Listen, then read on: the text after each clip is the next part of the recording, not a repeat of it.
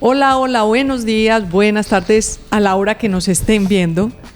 Los saludamos Juan Diego Ortiz, editor de la sección local, Daniel Rivera, editor general del periódico El Colombiano, y Luz María Sierra, la directora del periódico, para traerles un poco de información y de análisis de los tres temas que usted no se podría pasar de detenerse a analizar esta semana.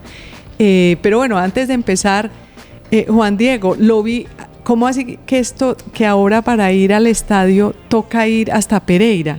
Lo vi a usted muy trasnochado yéndose hasta Pereira a ver al Medellín. Esta es como una historia de los desterrados. A Medellín siempre le pasa. Me acuerdo en 2010 que eran los Juegos Suramericanos acá, cerraron el estadio para la inauguración y nos tuvimos que ir a jugar a Bogotá con Corinthians.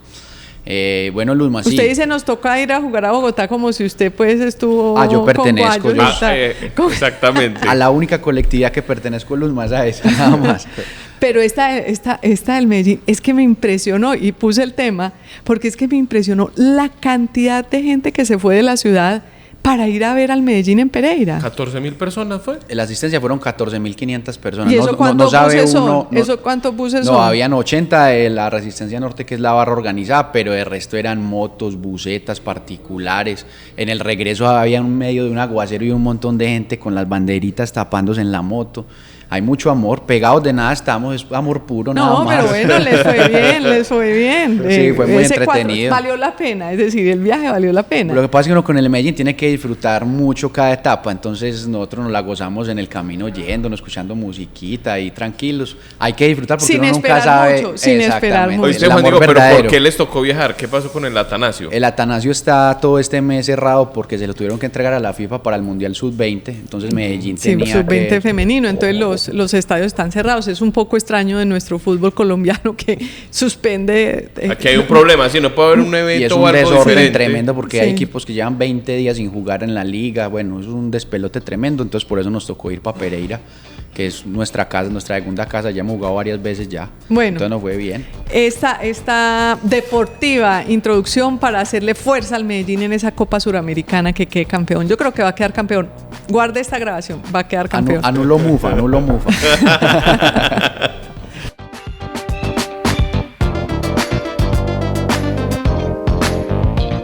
Nuestro primer tema es el tema de los catalanes amigos de Petro. Oíste, que tan amigos son que Petro corrió a darles la nacionalidad express claro. Apenas como presidente. Yo creo que ese es el punto. Esa es parte de la historia.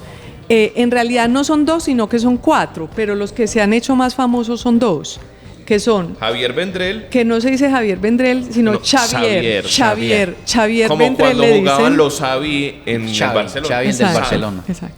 Y Manuel Grau, que le dicen Manuel, lo hemos registrado como Manuel Grau, pero en realidad le dicen Manel, claro, porque como son catalanes, esa es su lengua. Pero bueno, ¿por qué fueron noticias esta semana? Un poco porque desde la semana pasada Xavier Vendrell había salido en el diario ABC de España en portada diciendo que era el catalán que se estaba enriqueciendo a costas del gobierno de Gustavo Petro, que supuestamente había hecho Colombia plata, 500 millones de euros, decía ABC. Exactamente. Entonces él salió en gira de medios esta semana a decir: nada de eso es verdad, yo no soy ningún rico, mi esposa dice que yo no tengo plata. Que la esposa incluso es como quiropráctica o algo así. Exacto. ¿Cómo fue qué fue lo que él dijo? Salió en varios medios, ¿no? Salió en Blue, en W, en Caracol, en Semana. Estuvo en gira de medios y Javier Vendrell lo que dijo es que él está enamorado de Colombia, que desde siempre le ha gustado el país y que ha sido cercano al movimiento de Gustavo Petro. Dijo, hay que decir que Javier Vendrell fue uno de los ideólogos más importantes que tuvo la reciente revolución en Barcelona, que tiene exiliado a Puigdemont. ¿No? Sí. 2017. Y apenas sucede eso, Javier Vendrell se vuela. Bueno, es que él es catalogado de pertenecer a un grupo terrorista en España. Exactamente. Que ahí le voy a decir que no le gustó mucho al presidente español que Gustavo Petro le diera esa nacionalidad express. Pero antes, para que la gente entienda, porque lo que queremos contarles es, vamos a explicar un poco quiénes son. Es que hay confusión.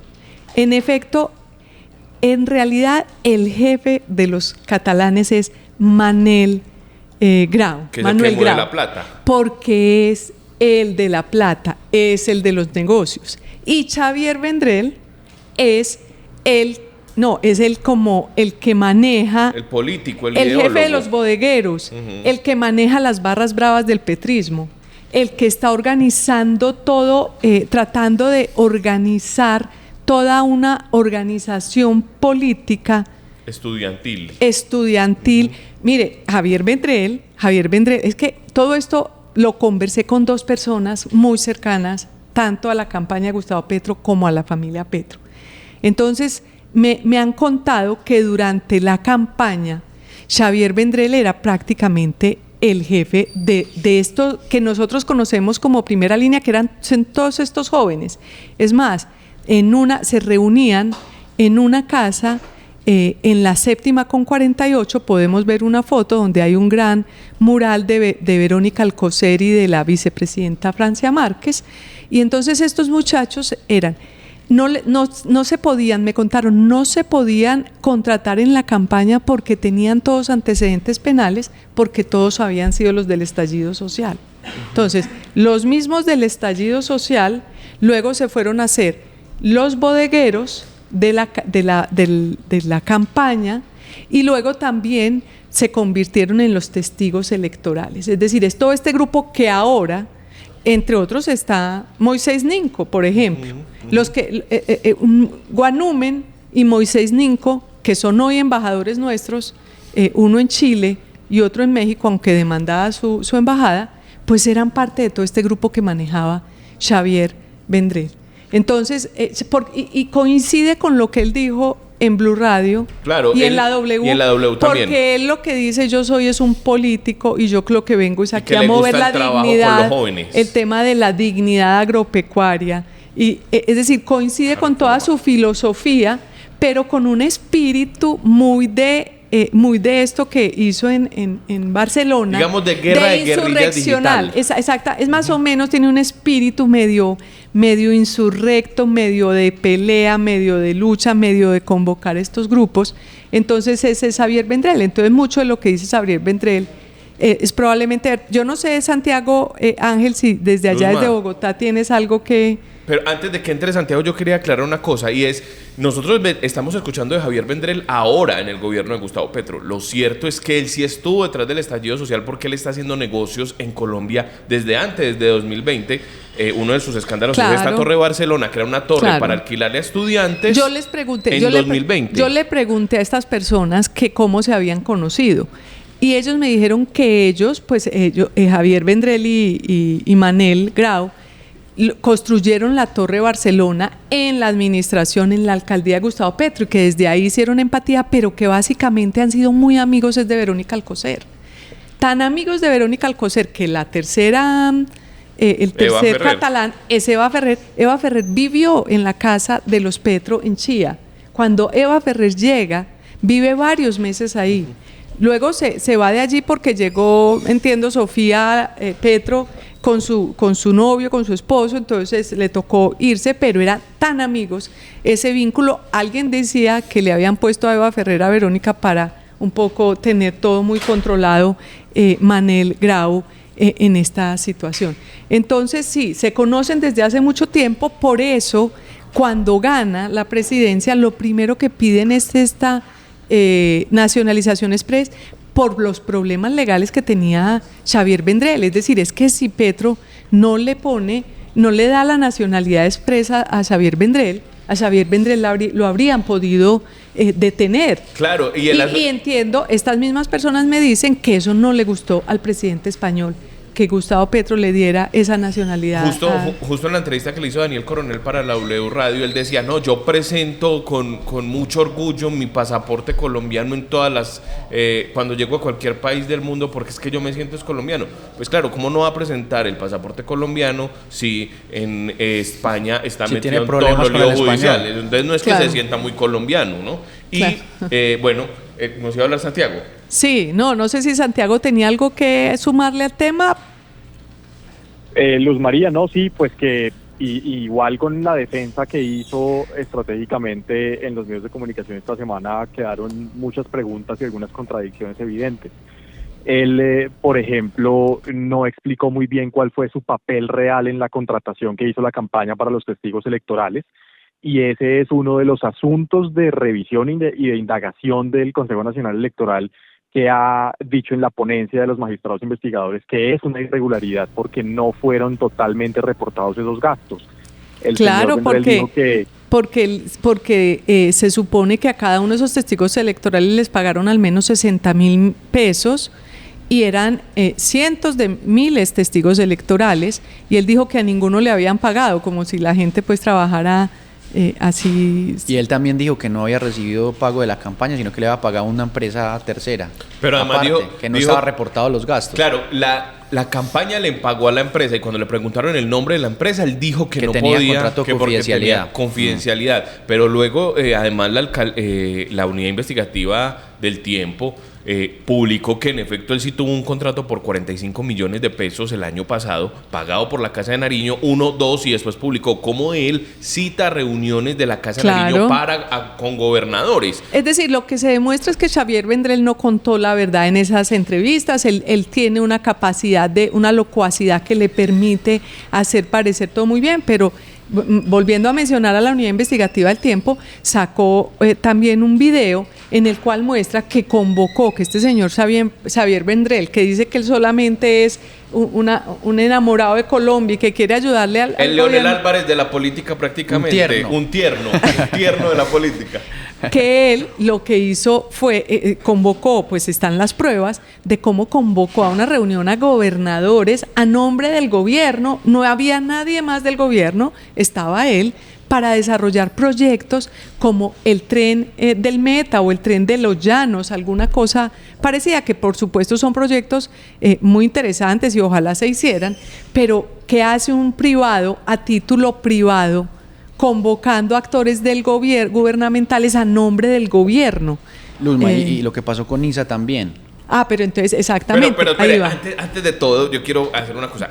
Él sí reconoció en todas las entrevistas que él está trabajando con los jóvenes, eso lo reconoció, que él está detrás de Activistas por el Cambio. Hay que recordar que Activistas por el Cambio tenía 16 muchachos metidos en los consejos superiores universitarios, que son el máximo ente rector de las universidades. Eso es muy importante, porque realmente, para concluir con Vendrell y para pasar a Manel, Vendrell entonces pareciera ser el articulador de todos estos muchachos que siempre han estado como por ahí rondando al movimiento de Gustavo Petro. Mire, Gustavo Petro, según uno de los testimonios, me dijeron, ama a esos muchachos, porque además él le ha pedido a Xavier que le haga un movimiento bolchevique, que él se sueña un movimiento bolchevique.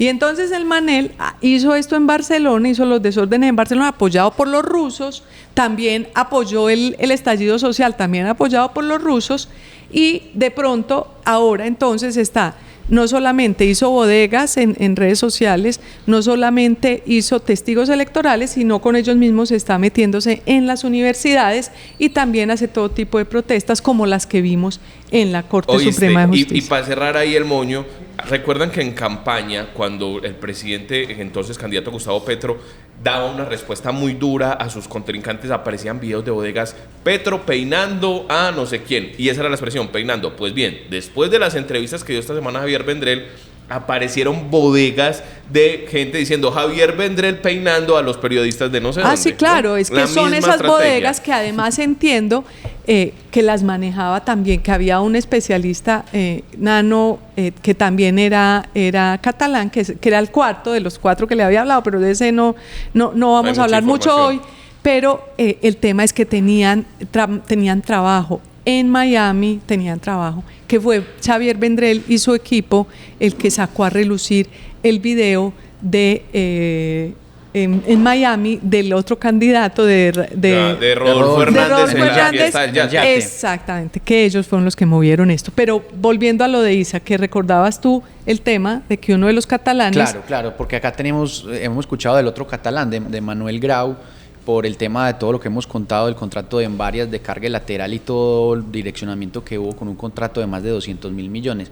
Pero en la nota que sacábamos el domingo de la elección de Carrillo, había un punto que no se había tocado y era quién había entrevistado o quién estaba ahí en el contacto con los aspirantes al cargo de ISA. Que es Manel Grau, porque entonces él fue el que se reunió con los candidatos, a pesar de que él lo niega, nos contestó le contestó al colombiano que no era verdad, que él no había estado con ellos, pero las personas con las que él habló son las mismas que dan este testimonio, y las personas cercanas a la campaña y demás de las que he venido hablando dicen que en realidad Manel, muchos de los contratos pasan por Manel. El asunto con lo que tú dices de ISA es porque él se reunió con los candidatos a la presidencia de ISA, que alguien le pidió el concepto, era la manera como él se reunía con ellos, les decía, no, alguien me pidieron mi concepto sobre tú y la posibilidad de que seas presidente de ISA, pero ahí él les habló de negocios, les dijo que él quería estar en una de las filiales. Dijo unos países específicos además, y dijo hay que vender Internexa, es decir, él habla del Estado con un conocimiento importante, pero tengo un dato de estos que me dieron las personas que conocen, que es que el presidente Gustavo Petro y su familia han pasado varias navidades en los últimos 10 años en una casa de campo que tiene Manel Grau en Barcelona, que incluso cuando presidente Petro gana, se van para Italia, Manel Grau se va para Italia en un avión particular de un personaje muy particular. Gustavo Petro no se quiso ir en ese avión particular, se fue, pero en realidad desde ese momento Manel Grau ha estado ahí orbitando en el gobierno de Gustavo Petro.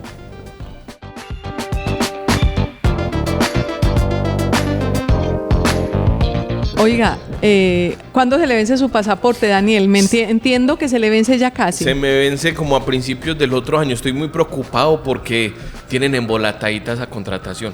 ¿Y ha pensado en sacarlo antes como yo para creo evitar? Que sí. Esa es la recomendación, antes del 2 de octubre. Exactamente, yo creo que voy a ir pidiendo cita en la página de la gobernación para sacar ese pasaporte. Súper fácil, sale fácil, de una semana para otra. Sí, sale fácil, ¿estás diciéndolo en serio? No, en serio, en serio. Aquí sí. O sea, el problema es conseguir la cita, pero una vez uno consigue la cita a las 12:01 en la página, consigue la cita ahí. ya. Sí, se tiene que quedar trasnochar, esperar a la hora, pero bueno, este abrebocas es para decir que el tema de los pasaportes se está convirtiendo, en el cual llevamos en un enredo más de un año, pues casi 2 años, por lo menos de cara a la contratación, no necesariamente a la expedición de los pasaportes que están funcionando relativamente bien, pero llevamos casi 2 años, pero ahora parece que va a explotar porque, como dice Daniel, el 2 de octubre se vence el contrato de la actual, o más bien la adición del contrato, la prórroga del contrato que le hicieron a Thomas Greganzón, que son los que hace 17 años vienen haciendo los pasaportes, pero que Gustavo Petro decidió que no quiere más con ellos, a pesar de que ya estaba adelantado con una contratación y que ya se las iban a entregar. Y él quería que lo hiciera la imprenta nacional como si eso fuera a sacar fotocopias, y eso no es sacar fotocopias, eso tiene todo un proceso biométrico, y eso al parecer se va a caer, y al presidente Gustavo Petro le va a tocar dar el brazo a torcer. Claro. Santiago, cuéntenos un poco en qué va este lío, qué pasó esta semana. Pues Luz María, estamos a punto de que podría ser el revés más contradictorio y problemático del presidente Gustavo Petro, porque lo que es cierto es que la Cancillería en los últimos días ha citado a Thomas Greganzón a unas mesas, los convocó para unas mesas con el fin de encontrar soluciones al problema de los pasaportes. Es decir, se estaría patraciando. Piensa uno que si los convocó es para volverlos a meter en el proceso. Claro, ha convocado a otros actores, pero lo que sí sabemos es que la Cancillería pues hasta ahora no ha encontrado quién pueda encargarse de la expedición y del proceso de la transmisión de tecnología a partir del 3 de octubre, y eso significa unos riesgos importantes para todos los ciudadanos que se mueven por el mundo, los ciudadanos colombianos, que son millones y millones al año. Y Thomas Greganzón, luego de que recibió la notificación de que le habían adjudicado el contrato, demandó al Estado colombiano por 117.000 millones de pesos. Hay una mesa que está también convocada por la Procuraduría para el próximo martes, y allí se va a definir si hay alguna posibilidad de que Thomas Gregg retire la demanda y si pueden lograr algún acuerdo para que continúe claro, con los pasaportes el próximo año. Es que lo que usted está diciendo, pues como un recorderis, un contexto histórico, es que ya prácticamente pues era la única concursante en una licitación y cumplía todos los requisitos cuando el presidente Gustavo Petro le dio la orden al canciller Álvaro Leiva de abortar ese proceso, razón por la cual Álvaro Leiva terminó saliendo de su cargo porque la Procuraduría lo suspendió, razón por la cual también salió la directora de la Agencia Jurídica del Estado, que ahora está compitiendo para ser procuradora, Marta Lucía Zamora, porque ella sí se opuso y le dijo a Álvaro Leiva... Ni por el berraco que eso lo perdemos. Eso no se podía hacer. Y Álvaro Leiva le habría dicho pues que demanden y que después me van y me cobran en la tumba, pero parece que le van a cobrar antes. Exactamente, eso lo reveló Coronel, Daniel Coronel dijo, el Tribunal Administrativo de Cundinamarca, la sección tercera, confirma de la magistrada Berta Lucy Ceballos Posada, anuncia sentencia anticipada este año. Es decir, el caso estaba tan cantado que de una vez van a dar de una vez condenamos a la Cancillería, y la Cancillería que hace repite contra Álvaro Leiva, que tiene más vías que un gato. Seguramente le va a llegar la notificación y va a decir que no puede pagar, y como nadie está obligado a lo imposible.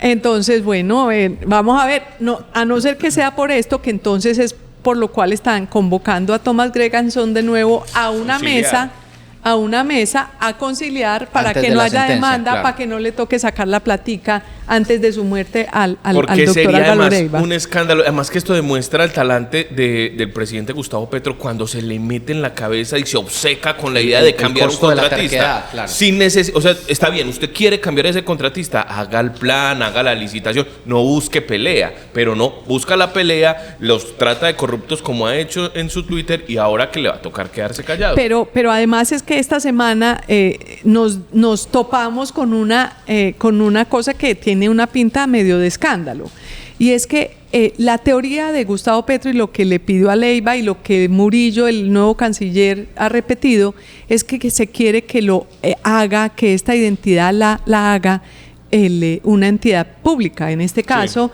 la imprenta, como tú lo has dicho. Entonces, pero que ahora dice el canciller Murillo que para que lo haga la imprenta, entonces se van a ir a buscar un socio internacional, un gobierno internacional con un socio privado internacional, una cosa medio absurda. Es decir, si la imprenta lo quiere hacer, ¿por qué no sigue con Thomas Gregg Anson, que le explique a la imprenta cómo hacerlo? ¿Por qué se tiene que ir a buscar un socio internacional? Entonces, ¿con qué nos encontramos? Lo que nos encontramos nosotros es que uno de los opcionados, según los de los 5 países, es Alemania. Y Veridos, una firma privada alemana, es la más interesada, ha mandado cartas.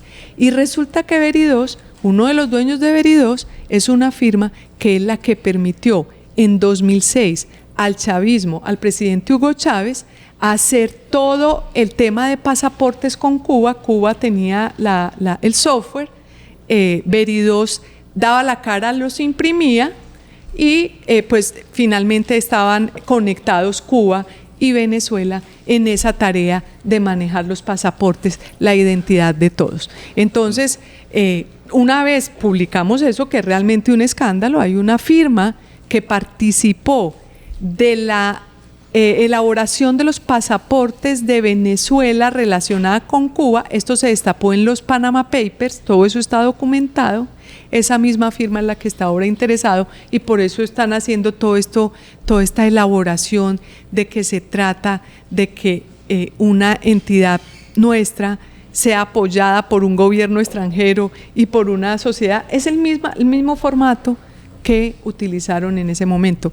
Esperemos que eso sea una de las razones por las cuales hayan llamado a esta mesa a conciliar a Thomas Gregg, porque en la medida en que de pronto ni sabían ni se habían enterado de que detrás de eso podía estar esa situación, y de pronto les dimos a conocer lo que podría estar corriendo detrás de lo de los pasaportes. No sé, Santiago, ¿usted qué posibilidades les ve a que vuelva Thomas Gregg Anson o que le extiendan? ¿Qué futuro tiene este proceso de sacar pasaportes? Pues María, yo creo, y también según lo que hemos conversado con nuestras fuentes en la Cancillería, que el gobierno va a tratar de lograr un acuerdo para que Thomas Gregg continúe durante el próximo año, mientras que la imprenta nacional se alista y que haya una salida a la demanda en contra del Estado. Pero para el presidente Petro es un tema absolutamente claro que él no quiere que esa contratación quede en manos de Thomas Gregg & Sons, y se repite un poco la historia de las basuras en Bogotá.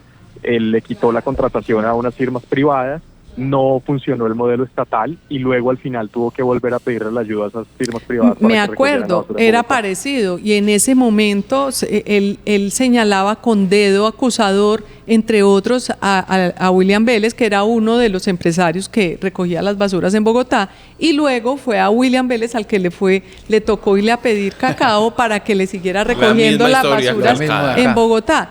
Y porque como oímos, entrevistaron a la directora de la imprenta nacional, pues realmente queda uno muy preocupado que de pronto queden los pasaportes en manos de una entidad, porque le preguntaron, ¿esto cuánto se demora hacer un pasaporte? ¿Cuánto vale? Horrible, no sabía nada. No sabía nada. Uno decía, pero a ver, como vienen hablando desde hace cuánto que la imprenta está preparándose para esto y no tiene la menor idea. Nada. Solo tienen un PowerPoint con las fases, fase 1, fase 2 y fase 3, pero en realidad, y el día que vayamos a pedir los pasaportes, han sufrido mucho los venezolanos, por ejemplo. Los venezolanos, para sacar un pasaporte, se ha convertido en un verdadero viacrucis.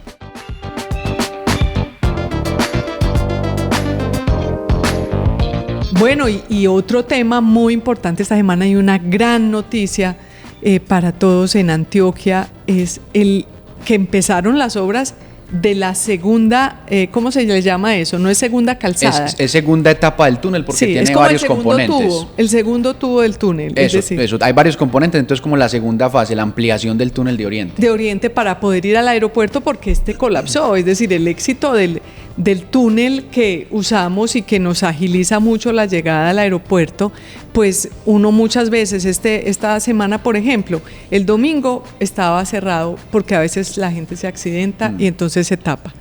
El lunes o el martes también me pasó lo mismo al mediodía, estaba cerrado.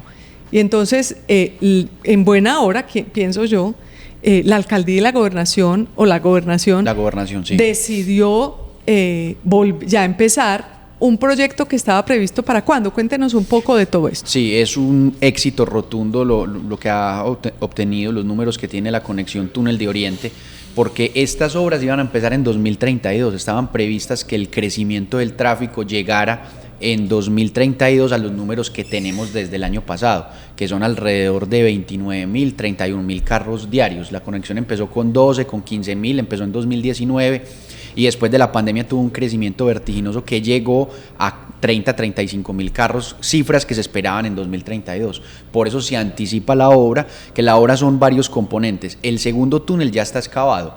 Dentro de la excavación del primer túnel, del que está funcionando, se escaló una galería paralela. Es que hay que contar un detalle, y es que en el túnel que hoy se utiliza tiene solamente 2 calzadas. Sí. Entonces hay unos carros yendo y hay otros carros viniendo, es decir, unos carros en fila, sí, viniendo y yendo. Entonces lo que ya está hecho y que se va a desarrollar es que ya está hecho el hueco del otro, yo por eso le digo el tubo, porque es como segundo tubo, un tubo segundo, donde se permitirá entonces que uno de los tubos, el que hoy está, sea en un sentido todo, las 2 carriles, exactamente, y el otro tubo sea también haga lo mismo. Es como lo que pasó con Occidente. En Occidente calzada, primero estaba uno viniendo y uno yendo, y cuando abrieron la segunda etapa ya quedó 2 calzadas bajando para Santa Fe de Antioquia y 2 calzadas viniendo. Es doble calzada en cada sentido. La obra Luzma tiene varios componentes. Si empezamos viniendo desde Las Palmas, nos encontramos con el primer intercambio que se llama Baltimore, donde uno ingresa al túnel. Ahí se tiene que hacer una ampliación para entrar por el barrio Loreto.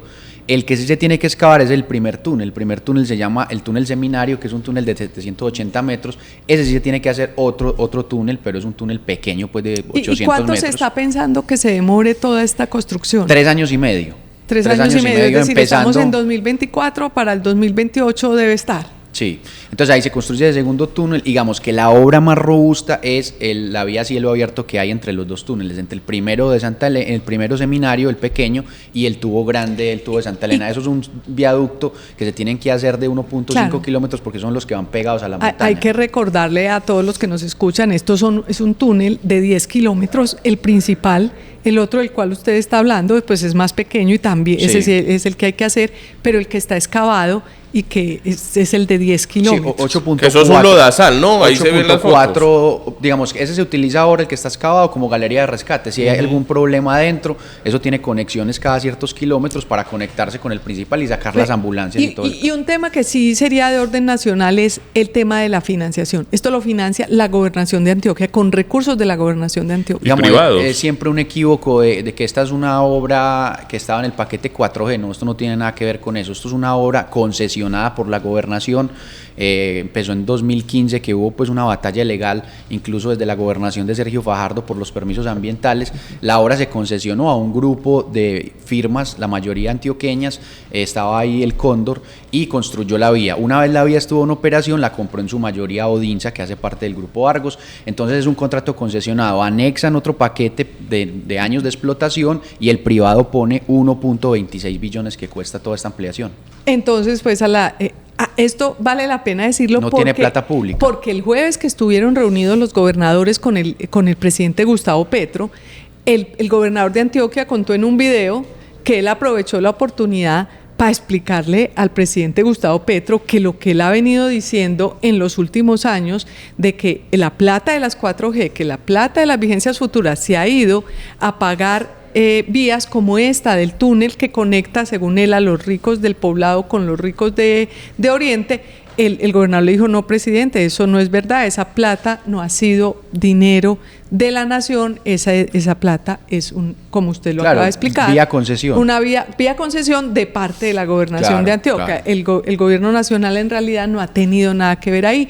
Por fortuna, porque entonces por eso es que podemos tener el túnel bien como funciona y vamos a poder tener el próximo túnel muy pronto. Por lo menos se empezó a construir por lo menos 8 años antes de lo previsto. Sí, claro, el éxito rotundo lo que muestra es que ya no hay un solo valle, digamos, el túnel lo que hizo fue recortar las distancias y unificar en esa obra urbanizadora a La Burra con San Nicolás. Entonces, por eso se ven también las cifras de alta urbanización en el Oriente, claro. Súper importante en el sentido de que Oriente ha crecido de una manera tan desproporcionada, pues que se necesita mejores vías de comunicación con Medellín y con toda esta otra zona del Valle de Aburrá. De manera que esos son los 3 temas, no sé si algo más. Ahí está todo lo de la semana.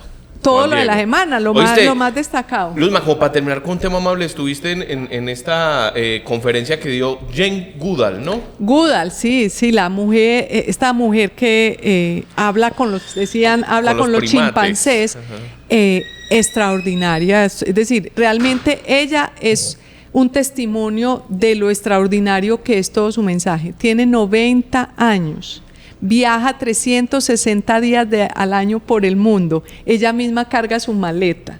Es decir, es realmente su paz, su conexión con el mundo, su conexión con la naturaleza, le ha dado un poder y una energía y unos mensajes muy lindos, porque finalmente ella dice que todavía hay esperanza, que mantenemos la esperanza. Entonces, qué bueno que nos haya visitado, la trajo con fama y Elemental. Y Elemental, que es una plataforma, la trajeron, qué maravilla, aplausos. Y bueno, hasta este momento tenemos nuestro programa. Esperamos verlos, esperamos conectarnos con ustedes. Usted no hizo la propaganda del... Oíste, sí, vea, se nos está olvidando todas las... No me acuerdan. Recuerden seguirnos en Periódico El Colombiano en YouTube, también estamos así en X, en Instagram. Se suscriben, activan la campanita para que reciban todas las notificaciones de Mesa Central y de los contenidos que hace el equipo de audiovisuales y de video del Colombiano. Y comparta este programa si le gustó, compártalo por sus redes sociales. A los grupos de la familia, a los primos, de las tías, con la abuela, con todo el mundo. Exactamente. Bueno, muchas gracias a todos ustedes por acompañarnos hasta este momento. Que tengan un excelente fin de semana y nos vemos la próxima semana.